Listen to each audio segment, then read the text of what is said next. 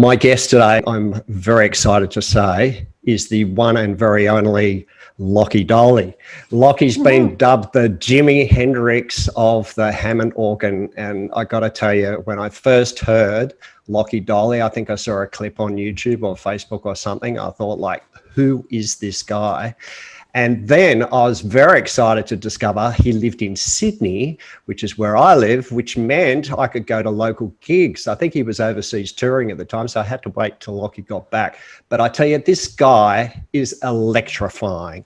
And that's why we've got him on this podcast. When Glenn Hughes of Deep Purple fame was looking for a keyboard player to play in some kind of Deep Purple reunion band, John Lord having passed, who did Glenn Hughes hunt down? Lachy Doley. Can you believe it? Glenn Hughes says of Lachy Doley that he's the greatest living keyboard player in the world today.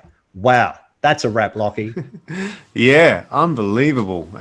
Coming from such a true legend like Glenn. Oh, amazing. Yeah, what a time. That was almost 10 years ago now that he headhunted me for that, and that was to do a special version of Highway Star that went on the 20th, no, not 20th, couldn't be 20th, some sort of anniversary of Machine 40th Head. perhaps, yeah. Probably the 40th, I think, Yeah. of Machine Head, where there's a whole bunch of famous musicians got together to play on that album, and Glenn got me to fill in for John. It was amazing. Unbelievable. I think John Lord passed in 2012. So yeah, it was only a few months after that I did that. Yeah, real honor to play with him, and I'm sure he enjoyed playing with you. I hope so. Great to have you on, man. I know it's been really tough for the entertainment industry in recent days, and we might talk about that a little bit. But what piqued my interest, and I thought I really should get in contact with Lachy and see if he's willing to come on the podcast, is the fact that you've got a new album coming out, and you've been putting out these teasers on your page, Studio 301. And it just looks so much fun. I can't wait for the album. But if you could just tell us a little bit about what's the whole deal behind Studio 301, what were you looking to achieve, who did you work with, when did you record it, when's it being released? Give us the lowdown. Yeah. Well, it was sort of, I was presented with the idea in a way. I'd gone into 301 to do a similar thing with Ray Beadle a few months before, and was just totally wowed by the experience there. Now, I should stop you just momentarily. Some people won't know what 301 is. So what's yeah. Sorry, it's Sydney's iconic sort of studio. It's the biggest studio we have, Studios 301 in Sydney. A beautiful big room and perfect room to kind of record and film in, and probably one of the only few rooms you could do what I ended up doing there. So I had this opportunity to film and record in 301, and then they were also like, well, we can also bring in 20 audience members if you like, and we can put them all on headphones. And I was like, wow, that's a really cool idea. So you can kind of get a recording with the mix of the live vibe, which is, if anyone has seen clips of me play or seen me live, that's where I'm most at home, on stage and playing in front of people, performing. That being in the studio usually is a different kind of thing. So I basically just jumped at the chance, and I was like, all right, well, I want to do this. What are we going to do? How are we going to make it work?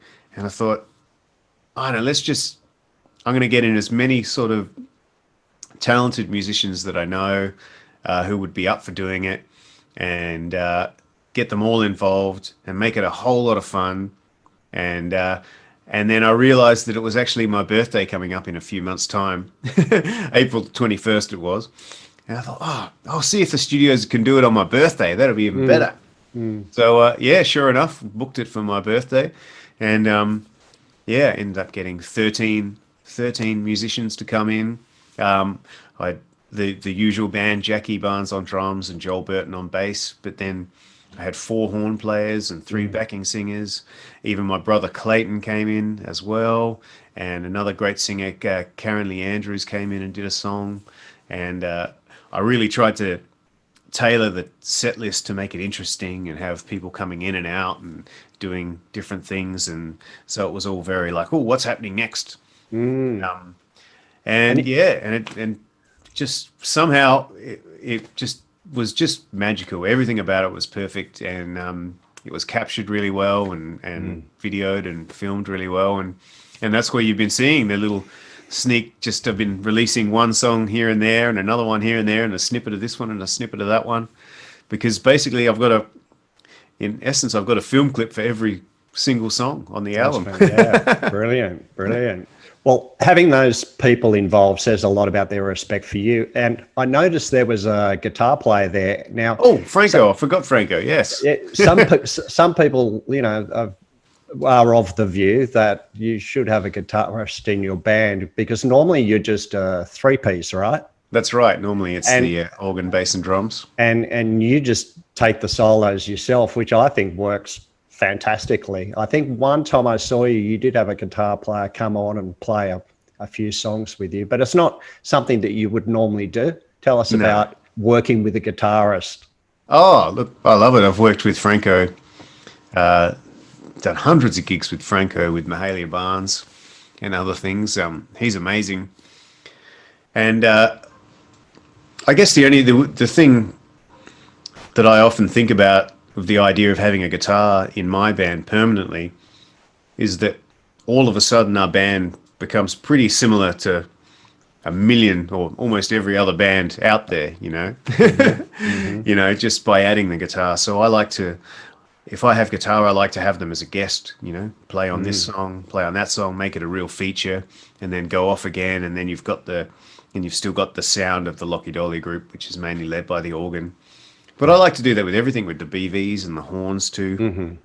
I like to have them come in and out of the show and then bring it back down to the 3-piece, and then just keep things aesthetically and sonically interesting, and just to try and build up and break things down and make everything a moment in the show, you know.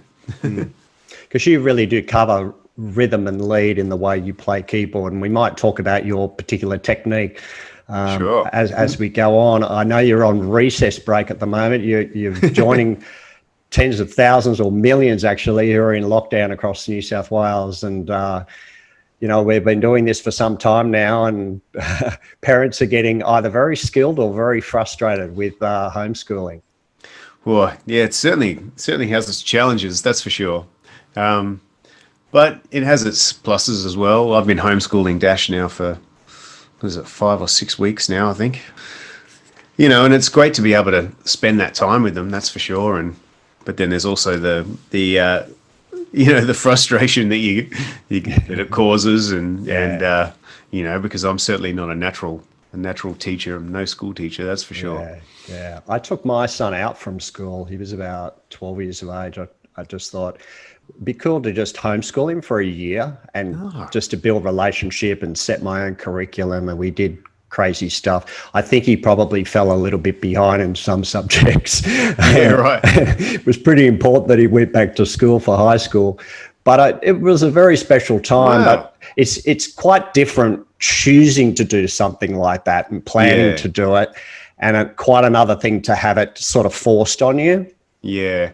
And I suppose choosing your own curriculum could be a really cool thing as well. You know, you can make all these plans to expose your child to these different experiences, I suppose, and it doesn't all just have to be curriculum based. And I imagine that would have been pretty special. It was fun. So you recorded pre-lockdown. If we were doing this now, you wouldn't be able to have those 20 people in the audience. You probably wouldn't even be able to have those band members in a room together. That's exactly right. Yeah, I imagine the studio is pretty much closed at the moment. Yeah, so it was I was extremely lucky that we kind of managed to squeeze it in just before everything went crazy again. And yeah, And so it's been nice to have something to work on, I suppose, since we have been locked down, being able to put these videos together and bring them out and do the sound. You know, it feels like I've still got a bit of a musical purpose while you know, while we're stuck here. Yeah. And there, you said there's 13 songs? There's 14 songs. 14 songs, and they're both covers and originals? Is that what it is? That's right, yeah. I think there's maybe 4 covers on there, and the rest would be originals, be something like that. I Can See Clearly is a cover, Voodoo Child's a cover, I'm a Man's a cover, Get It While You Can, which is a beautiful song by Howard Tate, is a cover. I'm pretty sure that's it for the covers, and then the rest is just a mixture of stuff of mine, going back to as early as the second album, which is 2013, I think. Yeah, so you can pre-order that. Anyone can listening now, they can pre-order that, and they can order vinyl or CD, I suppose. That's right, yeah. So vinyl, CD, or just digital. The album officially comes out on September 17.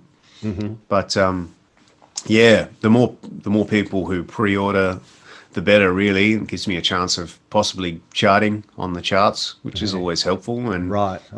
and it gives me some idea of how many I need and that kind of thing. And yeah, hopefully it'll do as well as the last. Double Figures got to #1 on the vinyl charts last year, so I'm hoping we can have the same success with this one. Yeah. Well, I encourage people to just plonk that into Google, Lachy Doley, Studio 301, it'll pop up. Yeah. And watch those videos, get a bit of an idea of what's going on, because it's one thing to hear Lachy Doley, it's quite a different thing to see him. And I love watching your hands move. I just think it's unbelievable. And I know there's been some wonderful keyboard and Hammond players in the past, but in terms of the contemporary 21st century scene, you would be at the top of that field around the world today, which is just awesome. Lachy, can we talk about the instruments that you play? You've got that keyboard to the left of you there, or perhaps it's to the right. I'm not sure which way the Facebook camera is going. Yes. We're the right way around. That is a whammy clav. Tell us, what is a whammy clav? Well, well, first and foremost, it's a clavinet. So that which came out in the 70s. It's a fully stringed keyboard. That Can you give us a little bit of Voodoo Child on that? Is that okay? I can, yeah. So if you've heard Superstition by Stevie Wonder, you would have heard the clavinet. But this has been modified with a whammy bar. So it means I can bend the strings. I've got a lot of distortion on at the moment. Normally it sounds much prettier and clean, but if we want to do some Voodoo Child, then this is kind of the vibe. And I've got a wah-wah pedal on there too. My right foot. So over to you. It'd be something like this, I suppose. All right.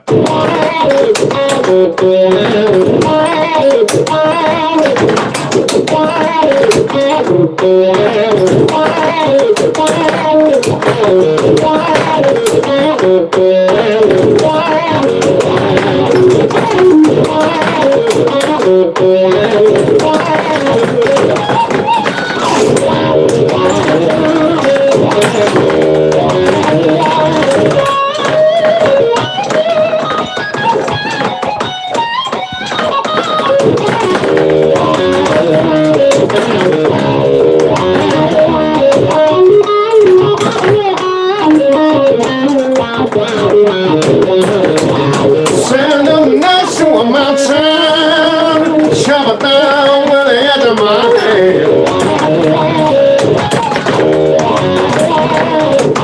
Send them nuts to a mountain, shove it down with the edge of my hand.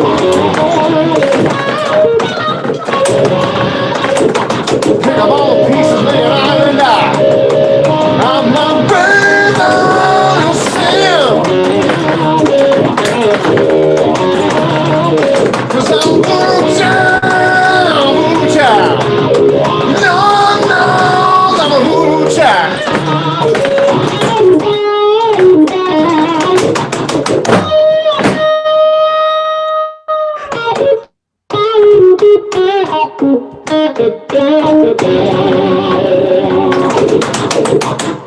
Oh, mate, thank you. I can hear the applause around the internet.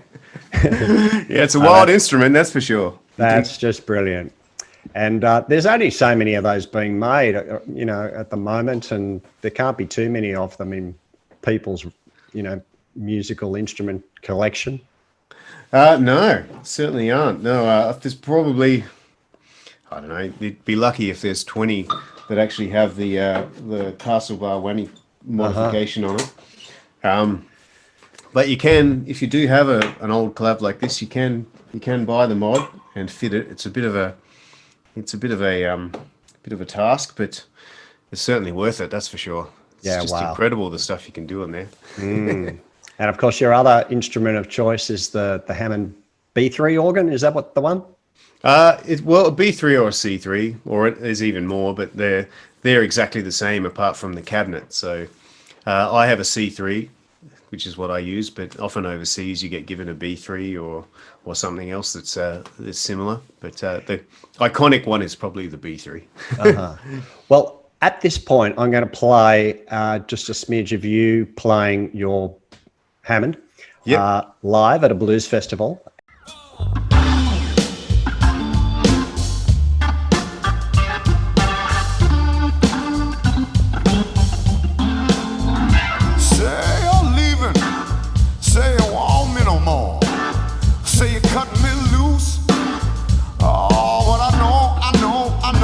Just the blues talking. Ain't no way that's a you. So there ain't nothing so true. Start listening to the blues when the blues start to talking to you. Sometimes I feel I gotta call in a day. I'm wasting money on a dream that just won't pay. But I know that's just the blues talking. Ain't no way that's a you. See, there ain't nothing so true. Start listening to the blues when the blues start to talking to you.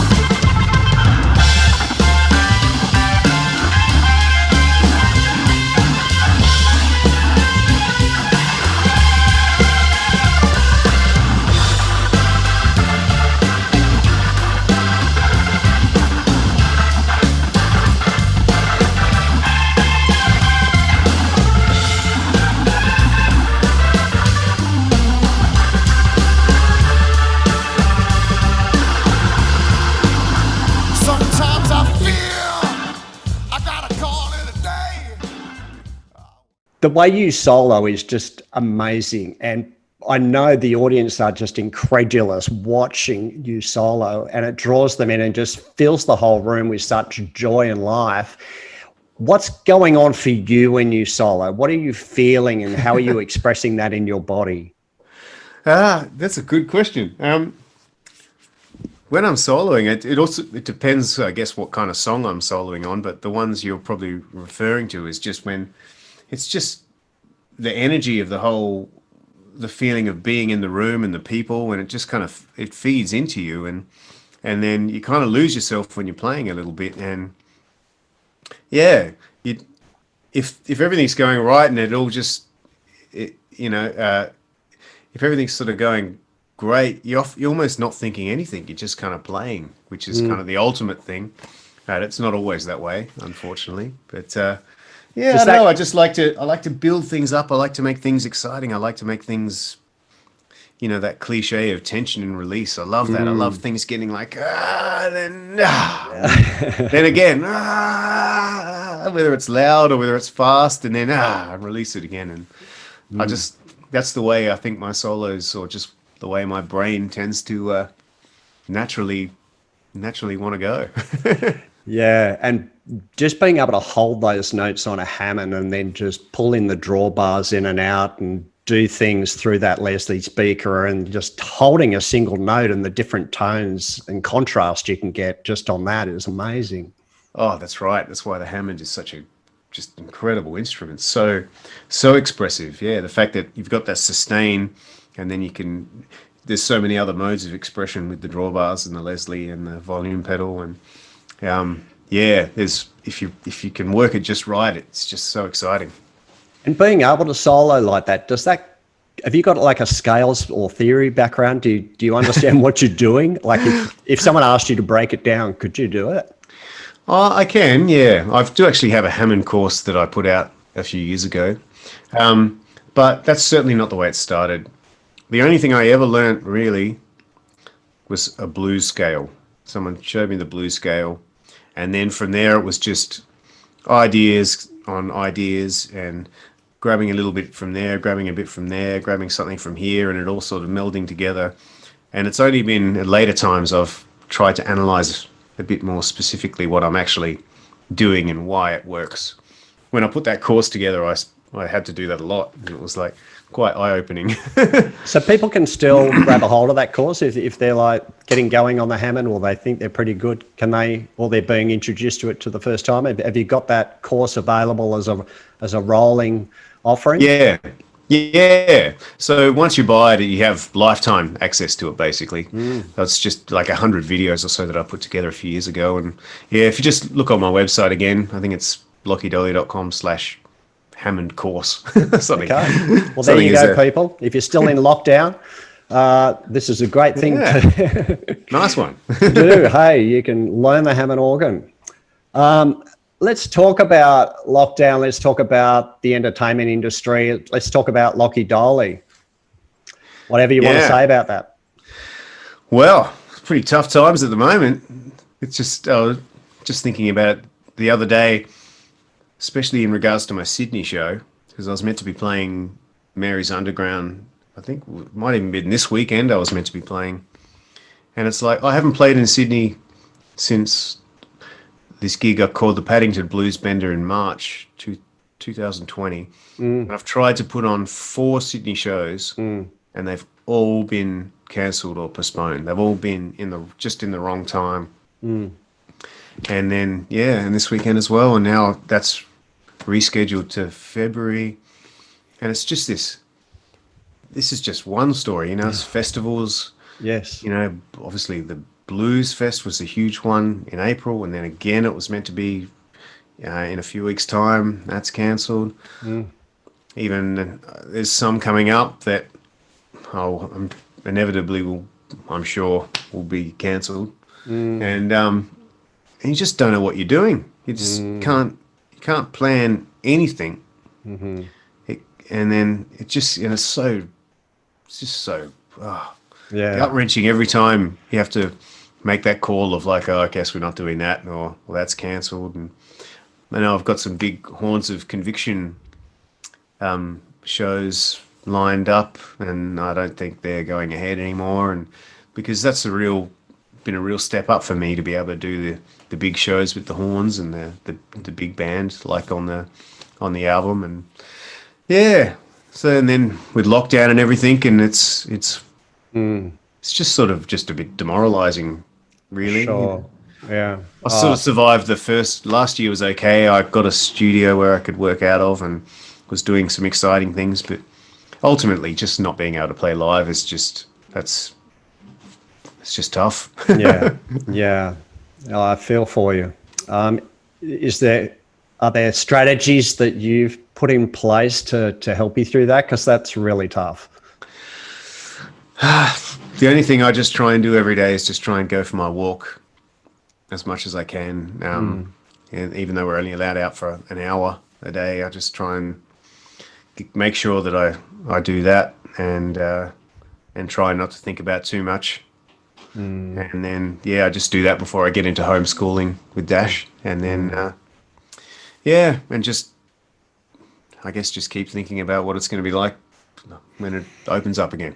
Yeah, well, we're all hanging on for that, and you know, I for one, will be going to a Lachy Doley concert near me sometime. I hope before the New Year. We'll Well, see. hopefully February, I think, is the Sydney Okay. plan anyway. So Okay. surely, right? Yeah, and Blues Fest. You'll be at Blues Fest, will you? I'll be at Blues Fest with Jimmy, and yeah, we'll see what happens if with anything else there. But yeah, Jimmy. Jimmy Barnes. Yeah. Okay. Sorry, I very- should have mentioned that. Very cool. So yeah, you were the keyboard player you've been the keyboard player for Jimmy Barnes's tours as he goes around. He's got his own band together, of which you are one of the members. Is that the way that works? Yeah, I've been playing in Jimmy's band on and off for 20 years now, which is pretty wild. So yeah, so it's a shame that got cancelled, but yeah, at least I'll be able to get there next time. Yeah, well, hang in there, mate. And we just need everyone to order this album, pre-order this album. Let's show some love Lochy's way. And when music does come back online, we all need to be going to gigs at least once a month. Yeah, absolutely. And tell us, I mean, you played, you know, with Jimmy Barnes, you played with Glenn Hughes, you were a keyboard player with the touring Powderfinger for a few years there. Has there been an experience on stage that sort of stands out among others?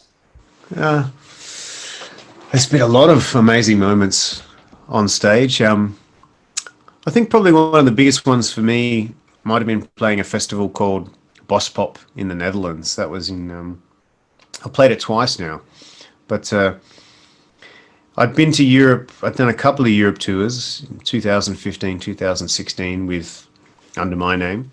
And then we had a bigger tour booked for 2017, and the very first show was this festival called Boss Pop in the Netherlands, and a really big sort of loosely rock festival.